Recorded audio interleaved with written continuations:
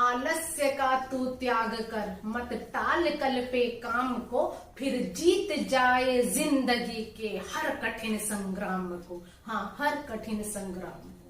तो dear students, इस समय बोर्ड की तैयारी के लिए आपके पास मात्र 2 महीने बचे हैं।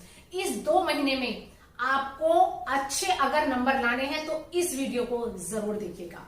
मैं बिल्कुल भी उस डिस्कशन में नहीं जाना चाहूंगी कि आपने अब से पहले क्या तैयारी की, और आप भी बिल्कुल मत सोचेगा जब जागो तब सवेरा। ये हमारी शुरुआत है, हम इसको बहुत अच्छे से करने वाले हैं।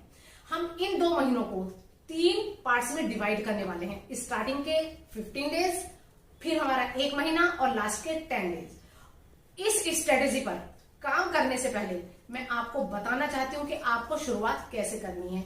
तो सबसे पहली बात तो यह है कि आपके मोबाइल में जितने भी सोशल मीडिया अकाउंट्स हैं उनको तुरंत डिलीट कर दीजिए।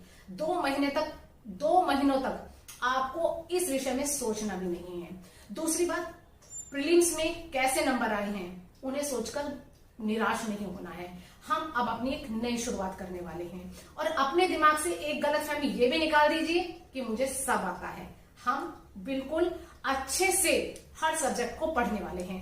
अब आते हैं हम अपनी स्ट्रेटेजी पर।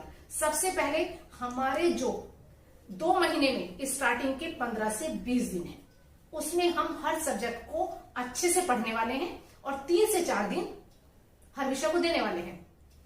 उसमें आपको थोड़ी सी पहले एक रिसर्च ये करनी पड़ेगी कि प्रीवियस पेपर देखकर आपको यह तय करना है कि कौन सा चैप्टर इंपॉर्टेंट है, कौन से सब्जेक्ट्स में से किस चैप्टर में से कितने नंबर का आने वाला है। तो हम उन्हीं चैप्टर पर ज्यादा फोकस करेंगे।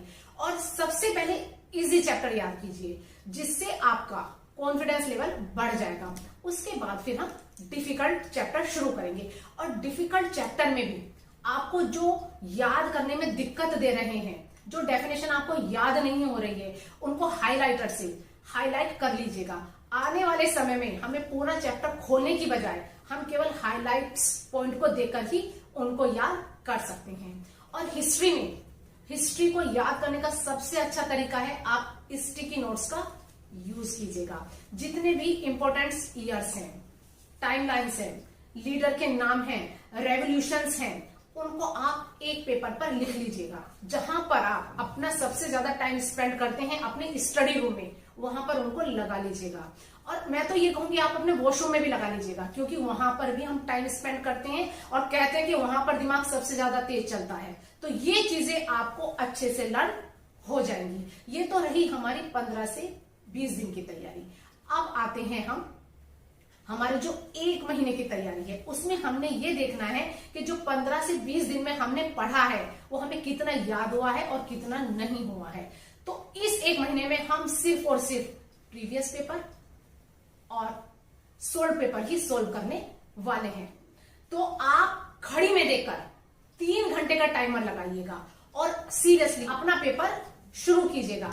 इसके 3 फायदे होंगे। पहला, आपका कॉन्फिडेंस लेवल अप होगा। आप टाइम सीमा में, जो हमारा एक टाइम लिमिट है, उसमें अपना पेपर कंप्लीट कर पाएंगे, और आप क्या क्या गलतियां कर रहे हैं उनको इंप्रूव कर पाएंगे। तो आप इन चीजों को यूज कीजिएगा। और ओसवाल के जो सोल्व पेपर हैं वो बहुत अच्छे माने जाते हैं, आप उनके द्वारा अपनी तैयारी कीजिएगा। अब आते हैं हमारे जो लास्ट के 10 डेज बचते हैं, उसमें हमने इन 1.5 महीने में क्या किया है उसका हमें इवेल्युएशन करना है। जितने हमने डिफिकल्ट चैप्टर पर हाइलाइट्स किए थे उनको याद करना है, इजी चैप्टर को रिवाइज करना है, हिस्ट्री के टाइमलाइंस, मैथ के फॉर्मूला, मैप, ये सब हमें इन 10 डेज में एक बार पुनः रिवाइज करने हैं। और आप ये मान के चलेगा, इस समय आपका 1-1 मिनट बहुत कीमती है। आपको 1 मिनट भी वेस्ट नहीं करना है। सोशल मीडिया से दूरी बनाकर ही रखनी है।